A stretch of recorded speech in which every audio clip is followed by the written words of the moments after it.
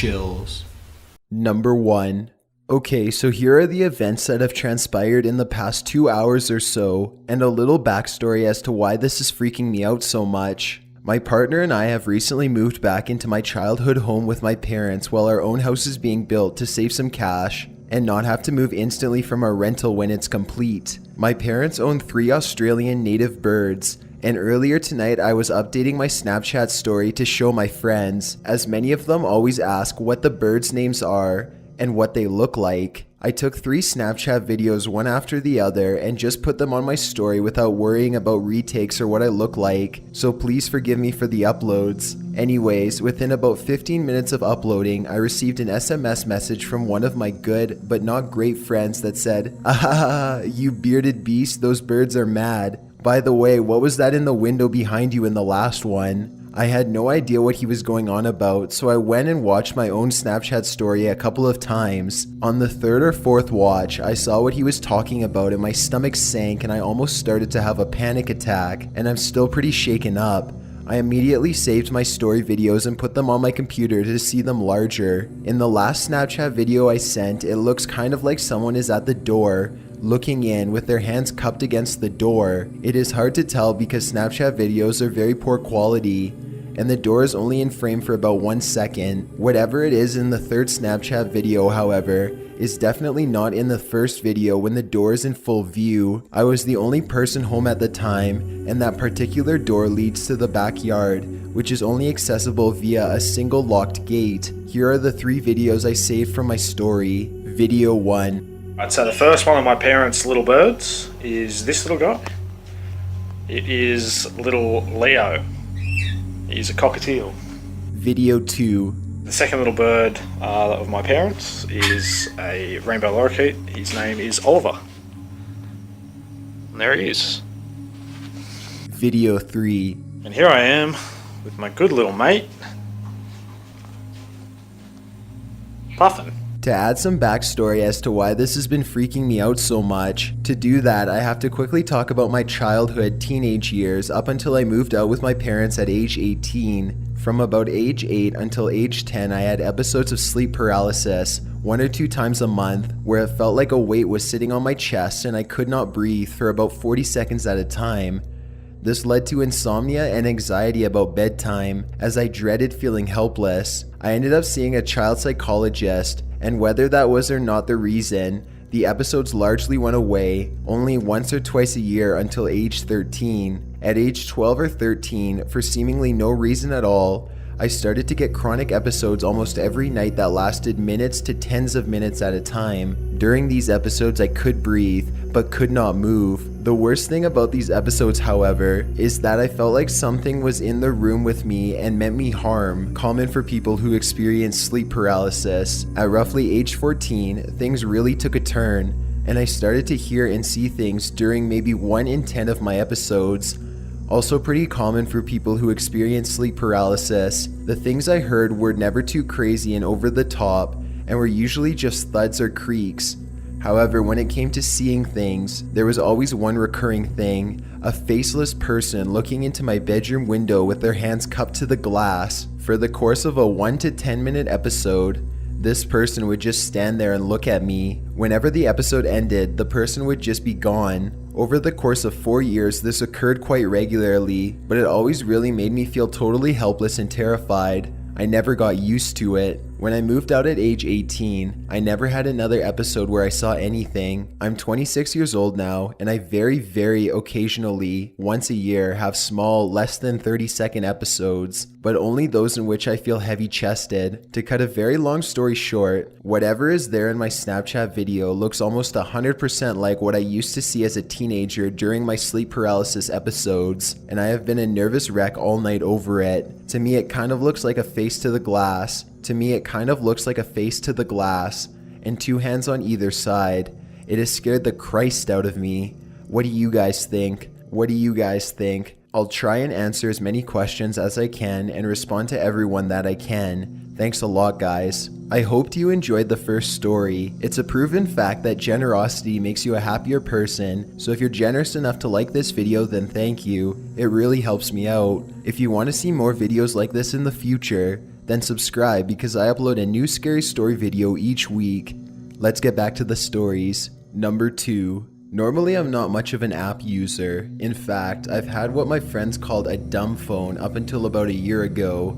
Until I got my new phone, I honestly never felt like I was missing out. As cool as my friends made Twitter, Instagram, and whatever an angry bird was sound, I always knew those things would take me away from the thing I really had to put my focus on, my studies and my sanity. So when I got my first iPhone last year, it was a pretty big deal to my friends. Once I had it, I quickly realized how cool the interface was and how truly useful it could be. For 2 weeks I went app crazy, though that eventually lost its pizzazz until David and I started dating. By then I had gotten used to the smartphone world and he, a tech nerd, was all about it. After a few months he convinced me I needed to download Snapchat for funny conversations via Pixbabe. You can guess where it ended up. I didn't mind, however, since David and I had been going strong for a while and I trusted him to never use any pictures against me. And over time we began to use the app mostly for enjoyment and humor, for the most part. The first time it happened, I was walking out of the mall from work. I was on my phone, which I will admit I'm now a little bit addicted to. Angry Birds is addicting. And a Snapchat from David came in. It was blurry, but I could make out some of the ground and maybe a part of a car. Assuming it was a mistake and nothing more, I thought little of it for the rest of the night until dinner. "Nice butt snap today, babe," I said with a wink. He looked up from his mac and cheese. "What are you talking about? You butt snapped me a pic of the ground or something earlier when I was leaving for work at the mall." I couldn't tell what it was, but it looked like a mistake. David looked a bit confused and went back to eating. When I asked him what was up, all he said was, "Must have been a software issue," and went back to his food. As a serious techie, he takes any accidents he has with his devices super personal. I let it go and we go back to our normal routine. For a few days, all snaps were of the usual fodder: good looking food, ridiculous selfie faces, and a few NSFW messages thrown in for old time's sake. A few days later, as I was walking out of work, my phone buzzed. I was crossing the parking lot when I clicked the screen on and saw the notification from David. The snap lasted only 3 seconds and was blurry, but looked like a very pixelated and zoomed in picture of a person, maybe with blonde hair. I thought it was strange, so I took a selfie and snapped him back. What was that? I received a reply almost immediately of David's face, only it was kind of distorted and weird. In fact, I could barely tell it was him because of the lighting. I figured it was some kind of weird filter or the fact he seemed to have a bright light on behind him, but his face was completely shadowed in a silhouette. Almost immediately I received another from him, this time clearly of his face with a confused expression. Taken at a kind of angle a picture is taken without letting your coworkers know you're taking a selfie. Then another came in. This one was a bit more zoomed out. It was of a petite blonde girl walking in a parking lot. It took me about 10 seconds to realize that girl in the picture was me. I had no idea how David did it, but I was honestly impressed. Startled at first, but impressed. I snapped back a kissy face with the heart emoji. David snapped back from work with a seemingly confused look on his face. I looked around the parking lot, but it was basically empty. He was nowhere in sight. "How are you doing that?" I sent back, giving my most ridiculous selfie face imaginable. "Doing what?" He sent back on yet another low-key work selfie. I got in the car thinking little of it and went home to make some lunch. Now we live in a very close outskirts of a big city, so our apartment is very packed into a surrounding neighborhood. We drew the short straw when we moved in and didn't get a parking space, so we have to park on the street. Even though it was midday on a Tuesday, there were no spots near my house. I had to park a few blocks away and walk. As I walked, naturally I played with my phone. Even though it was broad daylight and I lived in a nice neighborhood, eyes on your phone or ground are an easy way to keep from making eye contact with any creepy guys potentially hanging around the street. I texted a few of my friends about weekend plans when another Snapchat came in from David. This time it was of me getting out of my car. I stopped and looked around, figuring he must be hiding somewhere. He's a total nerd like that. After a few moments, the breeze got too cold and I figured he'd meet me inside eventually. "You'll freeze out here, nerd," I said lovingly, and walked towards my house. I continued walking down the street and another notification popped up. 2 new snaps. I opened the first snap and it was of my kitchen table with a large pot, jarred sauce, and a box of rigatoni. Pasta for dinner, it said. I replied with a smile and a sure and kept walking. The second snap played. It was of his weird silhouette face again. The caption said, "I am not cold." A new Snapchat notification popped up, this one of me walking down the street just moments before. The caption was simple, "I like you." I replied thinking it was David, with a snap of my face and quite generously the low-cut shirt beneath it with a "I like you too." He sent another back of him in my kitchen with the cat, taunting him with a rigatoni. A moment later, a second snap came in of a black screen with a giant emoji with a huge smile on it. I had to admit, however he was sending these snaps was really quite impressive. I'd have to ask him tonight how he did it. When I got into the house, I saw him cooking and didn't have time to ask him how he played his pranks. The water was overboiling, the sauce was way too hot, and he was looking as lost as ever in front of the stove. He's a shitty cook, but he tries, so I love him for it. I jumped in.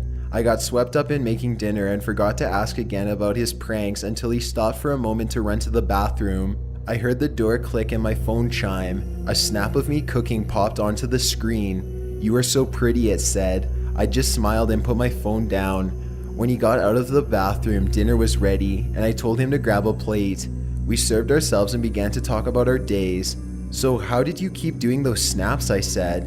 "And how did you keep getting those pictures of me leaving work? What are you talking about?" I explained again the pictures he sent, and he looked confused, denying the whole thing.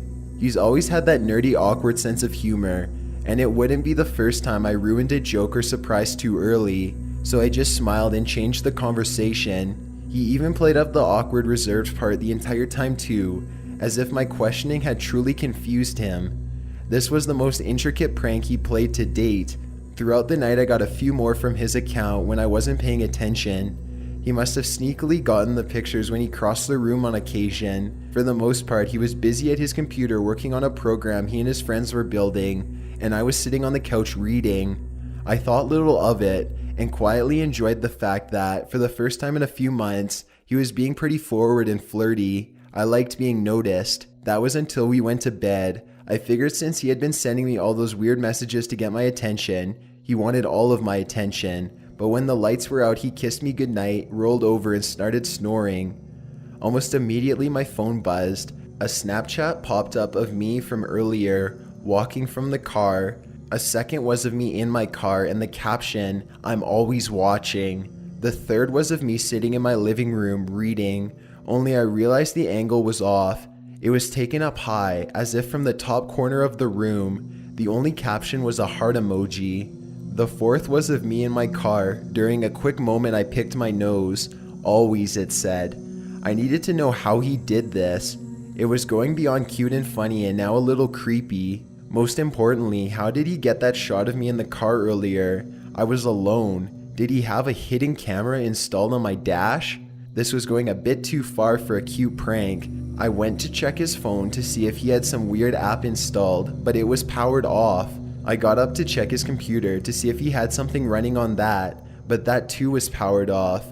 A little annoyed, I woke him up and started yelling at him. He, as most sleeping people would do, woke up confused and annoyed and answered with a sleepy, "Yes dear, we'll take care of it tomorrow," and just turned over and went back to bed. Immediately regaining his snoring tempo, a new snap came in and I shoved the phone in his face, but he didn't want to wake. This one was of me reading a few hours earlier, only it was ultra close up. There is no way a hidden camera could have taken it. The space in front of my couch was completely wide open, and this was taken at eye level, maybe 2 feet from my face. "I like you," it said.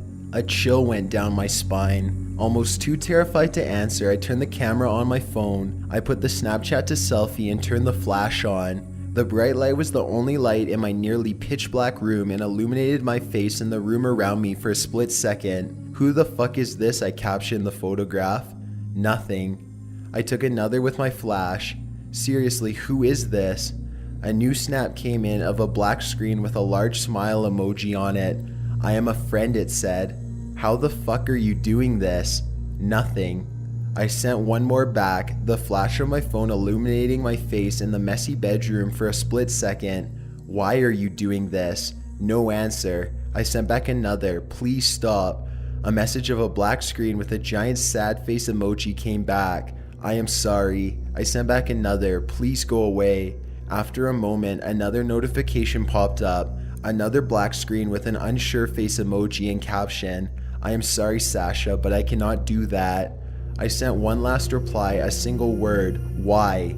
A few moments passed. My phone buzzed with a Snapchat notification. I opened it and my blood ran cold. The snap displayed a picture that took me a second to comprehend. There, in the center of the screen was a girl, me, sitting in my bedroom, my face in the picture just barely illuminated by the flash of my phone from the picture I had just taken moments before. I could see David sleeping next to me, and our cat laying lazily off in the corner. The picture had been taken from not 5 feet away. Before I even had a chance to scream, I felt a cold whisper in my ear, because I like you. Number 3. Names were protected in order to protect those involved with the story. It's been a few months since my life has gone back to normal. Currently, I do not feel safe anywhere. I used to dorm at my college, but I had to go back home during the second semester due to strange occurrences happening there.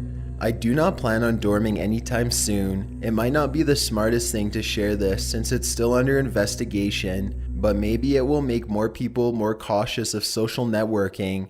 It sure has made me wary of trusting strangers online again.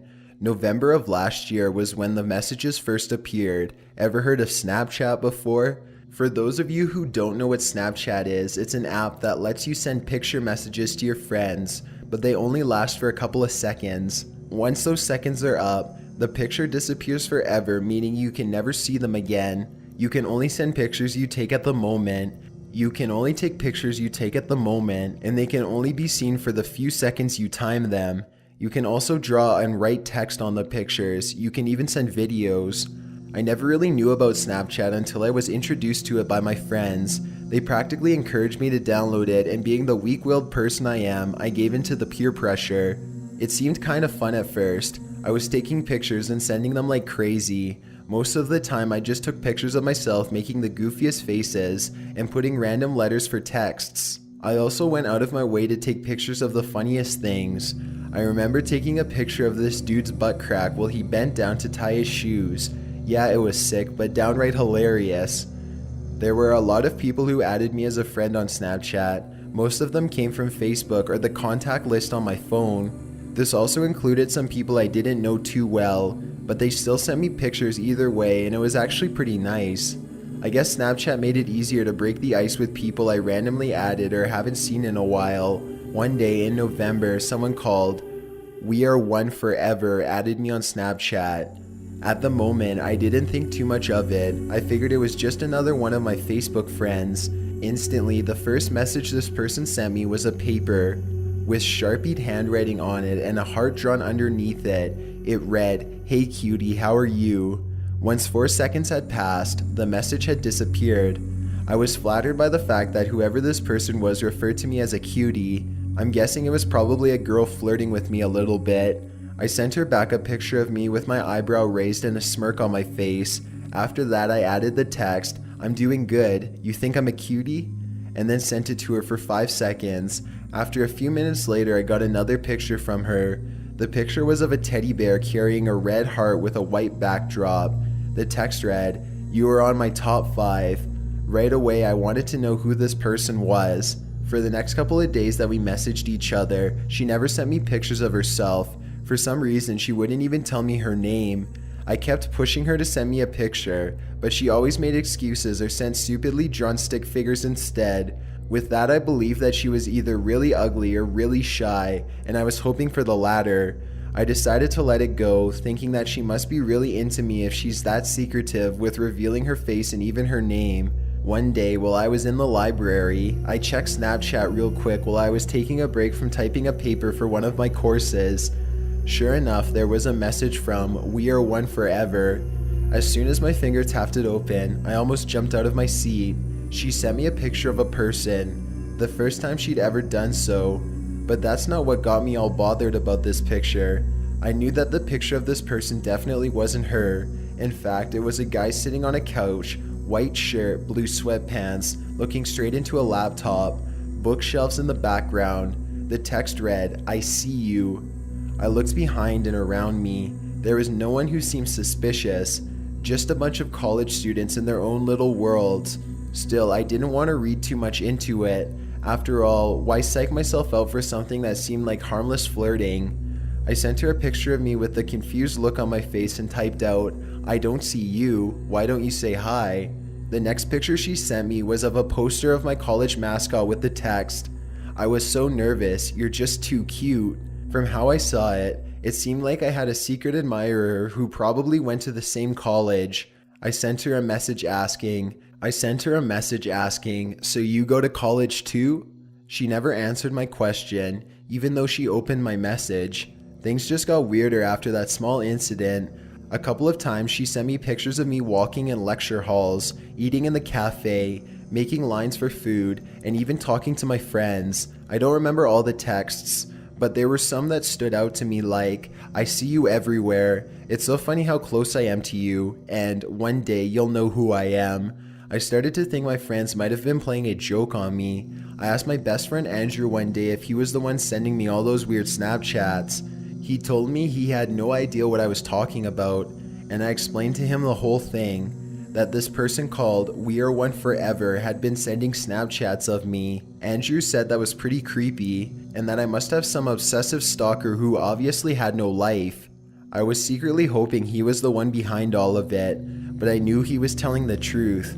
We Are One Forever doesn't have the same handwriting Andrew has. Besides, dude can't lie his way out of a paper bag. After talking to Andrew, I asked all of my friends about it, but they all told me the same answer.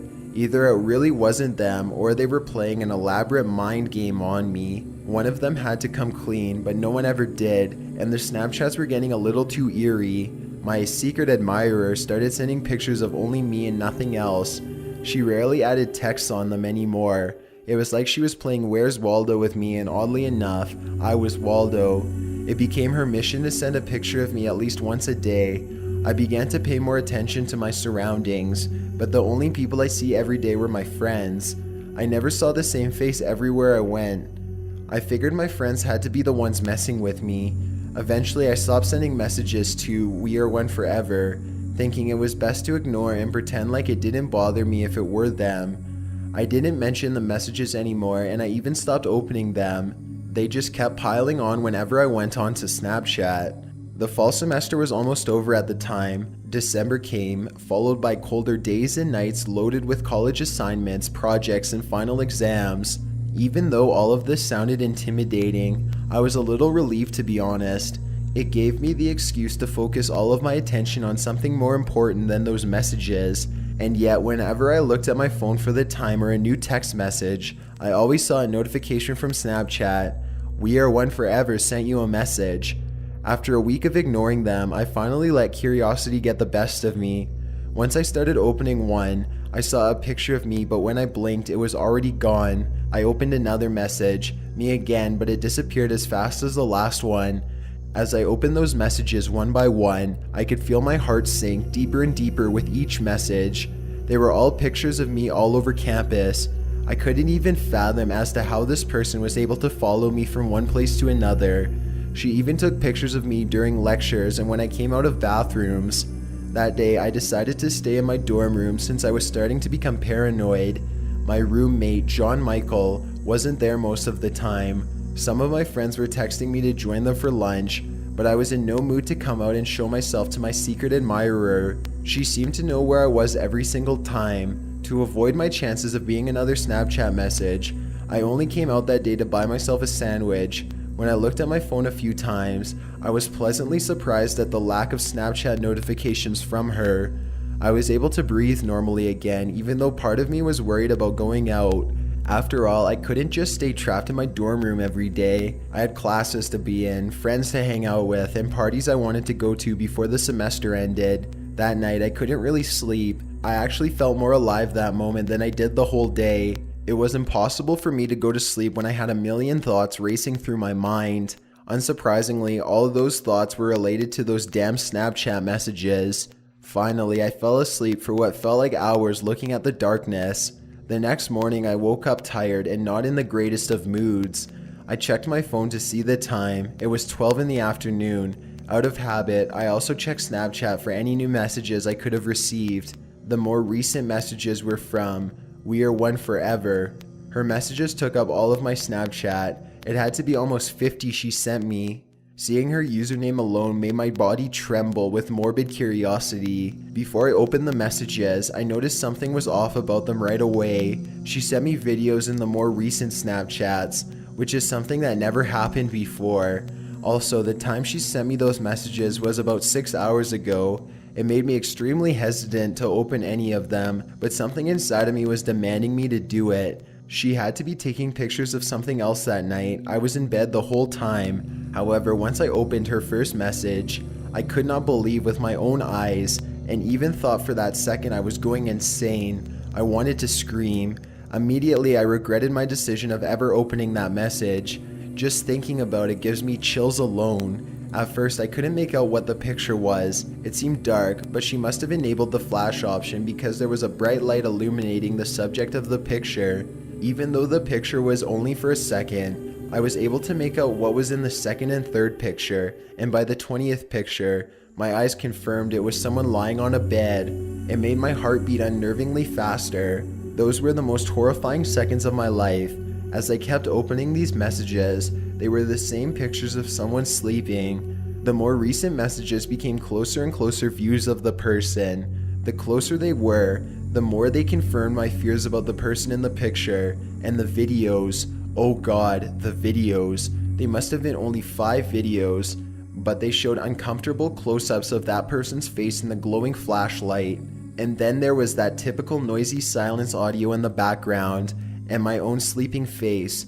It broke me down as I immediately dialed my college's police department. Told them someone broke into my room last night, that I was being stalked by someone I didn't know, who was also sending me pictures of myself.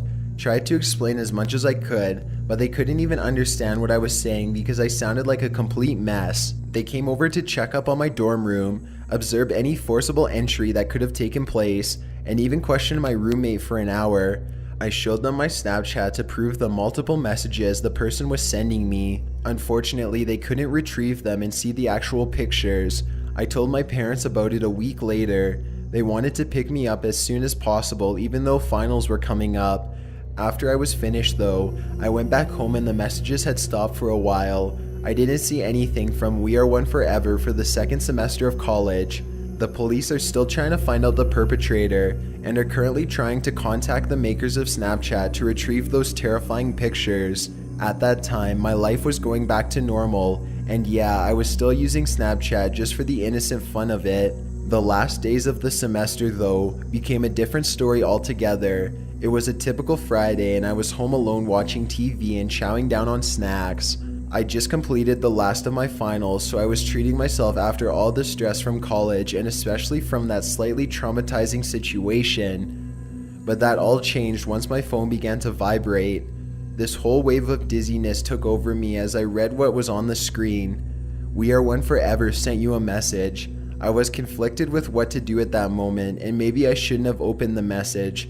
Maybe I should have just deleted Snapchat from my phone and saved myself the trouble. Because when I did open that message, I was clearly met with the image of my house in broad daylight, not just my whole house, but specifically the view of the kitchen window. The picture only lasted for 5 seconds, and it was kinda hard to see due to its grainy quality. Yet it was noticeable enough to detect my own self sitting by the table, eating my cereal in the morning, looking outside the window at what I remembered to be particularly nothing at all. Update: I noticed lots of you have questions regarding creating screenshots or saving the Snapchats.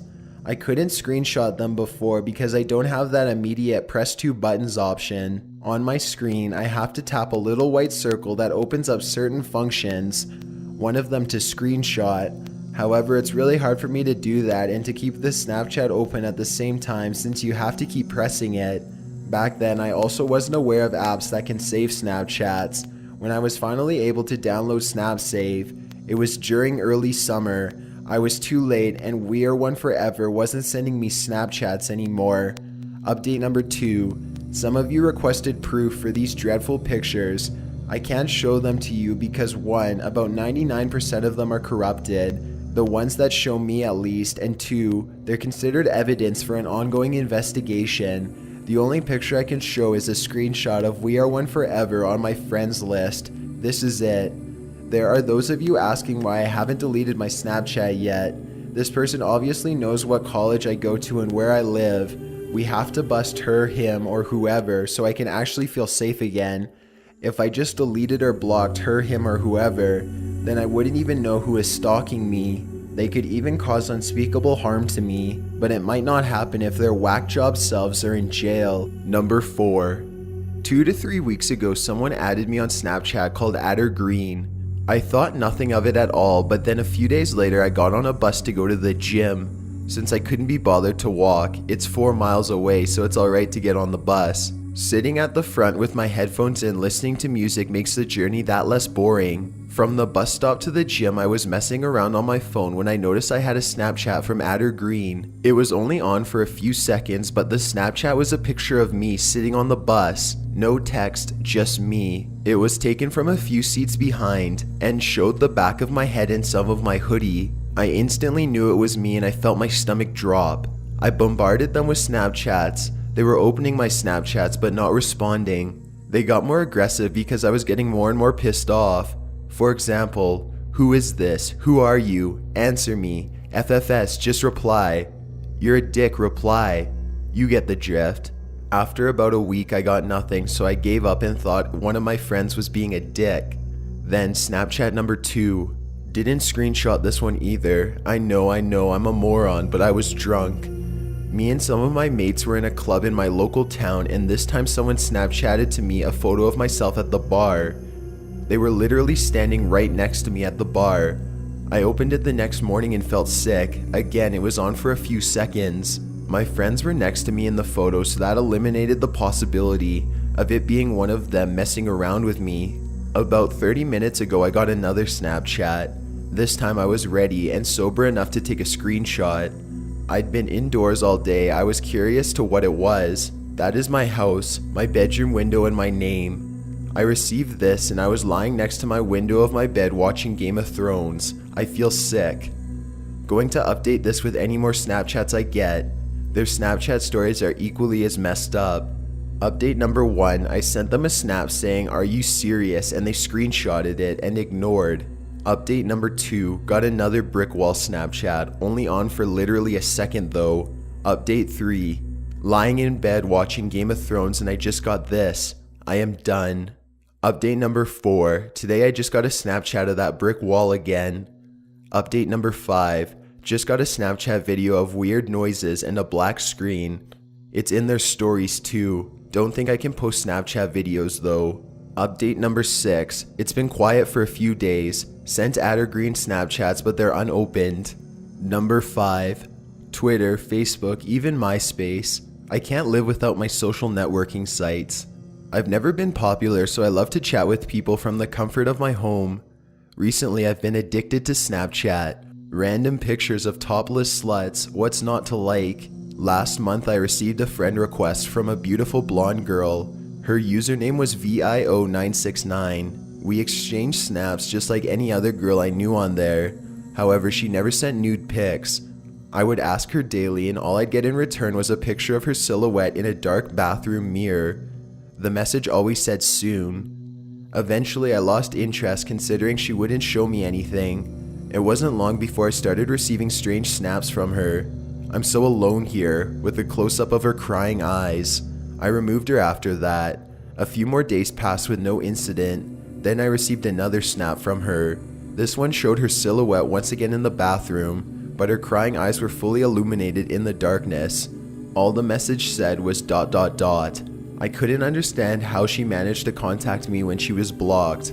No response was sent to her. She'd have to get the hint if I just ignored her. At least that's what I thought. No, she sent me another snap just hours later. It was just a copy of the last image. I decided to just delete the app. Within hours, I received a friend request from her on Facebook. Her profile pic was the crying eyes and her cover photo was the silhouette. Comments were all over her wall telling her to leave the men alone who had left them. Every comment also had a reply from her. I'm so alone here. Needless to say, I just ignored the friend request. but it did me no good. Non-stop, I'd been receiving phone calls and texts. I'm so alone here. It's all the bitch ever says. Even after shutting off my phone and cell, I still receive letters in the mail from her. Most recently, I received a letter from her full of photos. It contained the 2 photos from her Facebook as well as photos of my house. There was a second silhouette photo as well, and I recognized the picture on the wall. She had taken the picture from my bathroom. That wasn't even the worst one. The final photo was of her crying face as she was lying next to my sleeping body. I stayed in a hotel last night. The police said they would keep an eye on my house in case she tried to come back. They won't find her though, and I'm not the only one she's terrorizing. I hope it will all end soon, but even as I write this, the hotel phone is ringing non-stop. I don't know what to do. I shouldn't have told you guys about the girl. Everyone thinks it's a game, and someone even made a fake Snapchat. Listen to me, please. She is not happy, and she has been tormenting me non-stop since I posted the story. Last night I walked to the lobby of the hotel I'm staying at, and I could see her standing in the street. She was just outside the reach of the streetlight, so I couldn't make out her details. Even so, I knew it was her. Petrified, I stood in the lobby staring at her until she began to walk down the street. I wasted no time running to my room. My fingers trembled as I dialed 911. 911, what's your emergency? A woman said on the other line. I stuttered and skipped words as I explained the incidents that occurred over the past month. Calmly, the woman told me to stay inside the hotel room and wait for an officer to arrive. Minutes felt like hours before I heard a car crunch to a halt out front of my room. Basically, the officer said he couldn't do anything without a description of the woman. He reassured me that he would watch my hotel room for the night in case she came back. I was grateful for the small comfort. After some time, I managed to fall asleep. When I woke up, I checked the post to see what was said about the whole situation. That's when I saw that everyone was taking it as a joke. I guess it makes sense considering where I posted it, but the fake Snapchat and picture that was sent is just ridiculous. The girl had very straight hair, and it was taken as though it was a selfie in a bathroom mirror. Anyway, I got up from the hotel bed and went into the bathroom. There was an envelope taped to the mirror. Audible pounding could be heard in my ears as I reached for it. Part of me knew what was inside. I was right. First was a letter with one word, soon. Attached to the letter was a photo of me talking to the cop last night. It took some studying before I realized it was taken from inside the cop car. My hands went numb as I dropped the letter on the bathroom floor. Somehow she had managed to slip into the cop car undetected. What could I possibly do if she was capable of doing something that risky? She could sneak into the hotel room and cut my throat without anyone noticing I died. No time was wasted phoning the police once again. I'm not sure if it was the smartest thing to do, but what choice did I have? I requested the same officer from last night. Within minutes, he was back at my hotel room. Almost all of the color left his face when he saw the photo. I could tell that he didn't feel comfortable knowing she had been so close to him without him noticing. I want you to leave this hotel, he said. All of my things were still packed, so I walked back to retrieve them. The officer was saying something into his radio about getting a few patrol cars somewhere for the night. Most likely the hotel I'd be switching to. I felt kind of relieved to know that I would have multiple eyes watching out for me. At the same time, it felt useless. Something about this girl was off. The phone broke my thought process. The officer was already in his patrol car as I answered it. Soon, I won't be alone anymore. Her voice sounded like a girl who had been crying heavily. I had no time to respond before she hung up. The hotel they escorted me to was quite a ways out of town. This was a good thing though. Hopefully, she'd have a harder time finding me. The officer walked to my room and explained that I was not to leave this room without calling his personal cell phone first. This was far from standard police protocol. The photo must have really worried him. I agreed and headed into the room. I've been in this room for about 6 hours now, unable to sleep. I keep checking the comments on my previous post, hoping to find someone who knows who she is. All I've seen are the fake accounts and the people spooked by the fake picture that was sent. I'm taking a huge risk just to keep you guys updated on the situation. So all I ask in return is that you don't treat it as a joke. If you don't believe me, fine. But please stop with the fake account stuff. Believe me, if you were really receiving messages from her, you'd know. And if you are, please tell me. I need help. Before you go, I wanted to tell you about the giveaway I'm hosting. But first off, thanks for watching, and leave a like so I know you made it to the end of the video. Don't forget to subscribe because I upload new videos every week. My name is Chills, and I'm thanking you all for your support by giving away 3 $100 Amazon.com gift cards. It's completely free to enter, and you can enter the giveaway by visiting the link at the very bottom of the description. It doesn't matter when you're watching this video, because top15s.net/giveaway will automatically direct you to my most recent giveaway. See the terms and conditions on the linked page for full details. If you want to follow me on social media, my Twitter is at YT_chills, and my Instagram is at DylanIsChillinYT, with underscores instead of spaces. Feel free to send me a DM if you have any questions or suggestions. See ya.